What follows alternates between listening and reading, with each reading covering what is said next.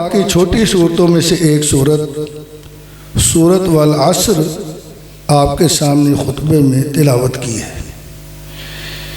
اس کے بارے میں حضرت امام شافعی رحمۃ اللہ علیہ فرماتے ہیں کہ میں نے جتنا اس صورت میں غور کیا تو مجھے یوں لگا کہ اگر اللہ تعالی شان قرآن پاک کی 6666 آیات نازل نہ کرتا اور صرف یہ ایک سورت والعصر اس کو نازل کر دیتا تو یہ لوگوں کی سلیم الفطرت لوگوں کی اصلاح کے لیے کافی تھی۔ اس میں اللہ تعالی شانہ نے بنیادی باتیں کر دی کہ کیا کیا چاہیے ہے۔ سب سے پہلے فرمایا کہ زمانہ میرے اپنے قبضے میں ہے، وقت میرے ہاتھ میں ہے۔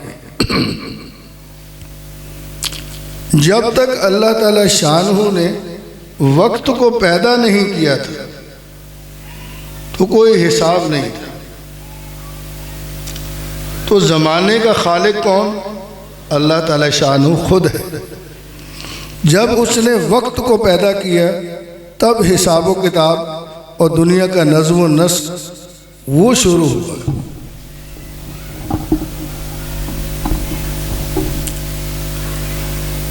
اور جب نہیں وقت پیدا کیا تھا اس وقت ہر طرف خاموشی تھی، کون سا کام کب تک ہونا ہے وہ مالک یعنی۔ تو پہلے فرمایا والعصر، مجھے قسم ہے اس زمانے کی جو گزرتے ہی چلا جا رہا ہے، ٹھہرتا نہیں۔ نہ یہ بچے بڑا ہونے سے رک سکتے ہیں اور نہ بوڑھے اب واپس بچے بن سکتے ہیں۔ وقت نہیں ٹھہرتا، اس لیے یہاں پر زمانے کو کی قسم کھا کر کہا کہ بھئی یہ وقت کی قدر کرنا، یہ رکتا نہیں ہے کہ آج کر لوں گا کل کر لوں گا۔ تمہیں یاد رہنا چاہیے کہ ہلاک المصوفون، کہ سوفا کرنے والے ہلاک ہو گئے، جنہوں نے کہا میں کر لوں گا کل کر لوں گا۔ اس کی نہ دین سنورتا ہے نہ اس کی دنیا سنورتی ہے۔ اور دنیا میں تو ہمیں بھیجا گیا ہے۔ ہمارے جسم کے تمام اعضاء اللہ تعالیٰ نے پیدا کیے۔ اگر ہمارے ساتھ پیٹ لگایا ہے تو پیٹ کے ساتھ بھوک بھی اس نے ہی پیدا کی ہے۔ کسی آدمی کے سامنے طرح طرح کے کھانے موجود ہوں اور بھوک نہ ہو، وہ معذرت کر لیتا ہے کہ جی مجھے بھوک نہیں کھاتا۔ کتنا ہی پیٹو قسم کا بندہ ہو وہ بھی ہاتھ نہیں لگاتا کہ یار اس وقت طبیعت نہیں، میں کھا نہیں سکتا۔ تو جس نے پیٹ کے ساتھ بھوک بھی پیدا کی ہے تو اس نے یہ حکم بھی دیا ہے کہ میاں اس پیٹ میں رزق حلال جانا چاہیے، رزق حلال کماؤ بھی تم رزق حلال کماؤ گے تو میں تمہاری شانیں بیان کروں گا۔ اللہ تعالیٰ شان فرماتے ہیں رجال، جوان مرد لوگ، لا تلہیہم تجارت ولا بیع عن ذکر اللہ، کہ جوان مرد لوگ وہ ہیں جو دنیا میں رہتے ہوئے دنیا کے تقاضوں کو نبھاتے ہوئے رزق حلال کماتے ہیں، اور ان کی یہ خرید و فروخت، ان کی یہ تجارت ان کو اللہ سے غافل نہیں کرتی۔ وہ تجارت کرتے ہوئے یہ یاد رکھتے ہیں کہ مجھے اللہ دیکھ رہا ہے، میں کون سا مال کس طرح دے رہا ہوں، کیا بتا کر دے رہا ہوں، یہ میرا مالک خود سن رہا ہے۔ میں اگر یہ کہوں کہ یہ اس کوالٹی کی چیز ہے اور وہ ویسی ہو نہیں تو ہم جھوٹ بول کر کما رہے ہیں۔ اللہ کو اسے تاجر کہتے ہی نہیں، وہ دھوکے باز ہے۔ تو اللہ تعالیٰ شانہ نے زمانے کی طرف توجہ دلائی کہ بھائی کسی وہم میں نہ رہ جانا، تمہارا وقت شروع ہو گیا ہے، اب یہ چلتا رہے گا اور یہ تب تک جاری رہے گا جب تک تم میرے پاس واپس نہیں آ جاتے۔ والعصر ان الانسان لفی خسر، اور جو شخص اپنے وقت کو ضائع کر دیتا ہے اس سے زیادہ خسارے والا اور کوئی نہیں۔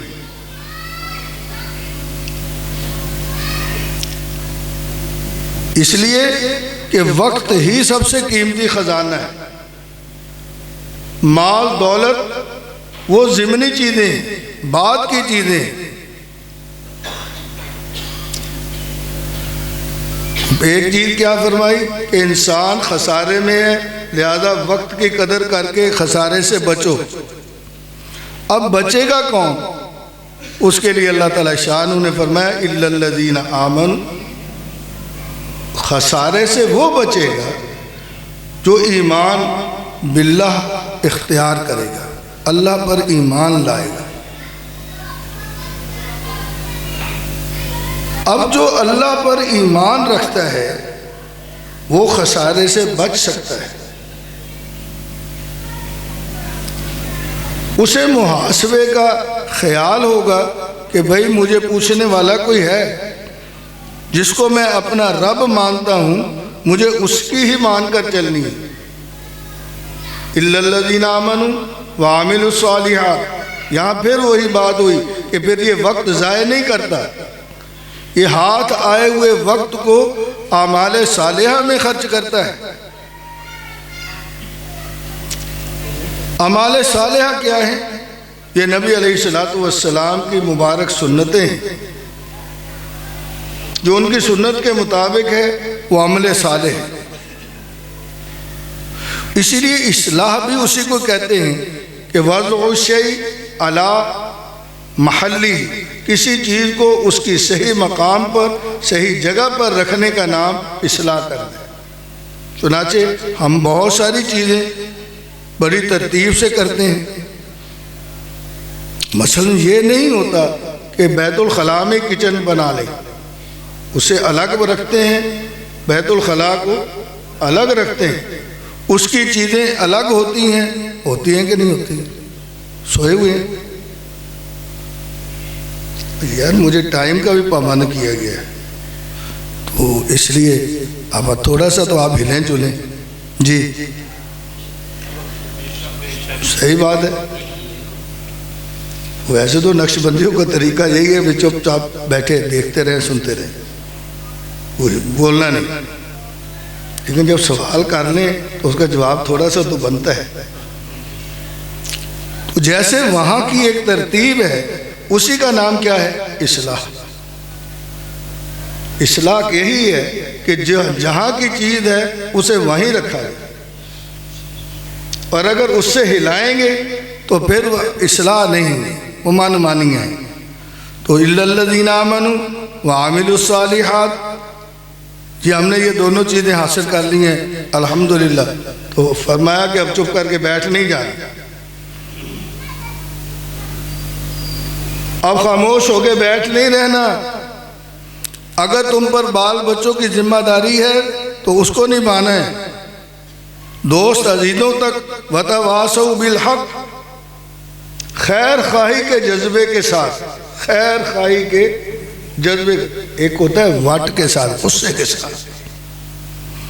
کئی بندے ان سے آرام سے بات ہی نہیں ہوتی، تو یہاں تواصو کا لفظ لے کر آئے کہ یہ دوسرے کو جو نصیحت کرنی ہے، اس میں تمہیں تواسی، جیسے مرتا ہوا آدمی وصیت کرتا ہے تو جملے مختصر ہوتے ہیں لیکن بہت کام کے ہوتے ہیں، بتا دیتا ہے کہ بھائی یہ چیز ایسے ایسے ایسے ہے۔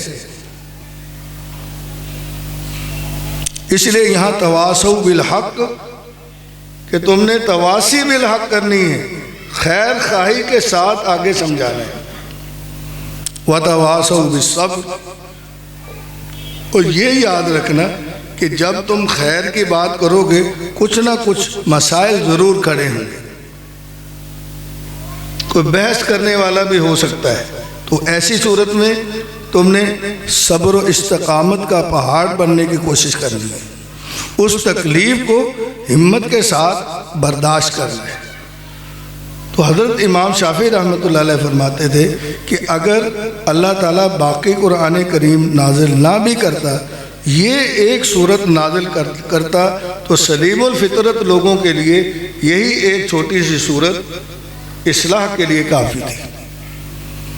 چنانچہ ان کا یہ بھی فرمان تھا کہ بھئی ہم نے دیکھا ہے، سنا ہے کہ ایک دوسرے کو رخصت کرتے ہوئے کوئی ملنے کے لیے گئے ہیں یا کوئی ملنے کے لیے آئے، وہ کہتے تھے حضرت کو نصیحت فرما دیں، تو سورۃ والعصر تلاوت کر کے سنا دیتے تھے۔ ہمیں کوشش کرنی چاہیے کہ یہاں کے اجتماع کا جو بقیہ حصہ ہے اس میں شریک ہوں، دوستوں کے ساتھ بھی رابطہ کریں، ان کو بھی آنے کی دعوت دیں۔ اللہ تعالیٰ شان حضرت مولانا مفتی عارف اللہ صاحب کو اور ان کے ساتھیوں کو، اساتذہ کو، منتظمین کو، اور جو اس اجتماع میں کسی بھی طرح کی خدمت سر انجام دے رہے ہیں، سب کی محنت کو قبول فرمائے اور ان کو صبر بھی عطا فرمائے۔ کہ ہم سب کے پیر و مرشد حضرت مولانا پیر عبدالرحیم نقشبندی صاحب رحمۃ اللہ علیہ 13 دسمبر کو ان کا انتقال ہوا، وہ اس دنیا میں نہیں ہے، تو حضرت مفتی صاحب نے جملہ ہی ایسا فرمایا کہ میں نے حضرت کا نام لکھا تھا، وہ وفات پا گئے ہیں، اب ان کی جگہ پر آپ نے آنا ہے۔ تو میں حاضر خدمت ہو گیا، اور میرا بیان کرنے کا ویسے بھی مزاج ایسا نہیں ہے۔ اللہ تعالیٰ سے دعا ہے کہ جو کلمات اللہ نے خود اپنے فضل و کرم سے میرے منہ سے کہلوائے ہیں، اللہ تعالیٰ مجھے اور آپ کو عمل کی توفیق عطا فرمائے۔ حضرت مولانا مفتی عارف اللہ صاحب کو سلامت رکھے۔ وآخر دعوانا ان الحمدللہ رب العالمین۔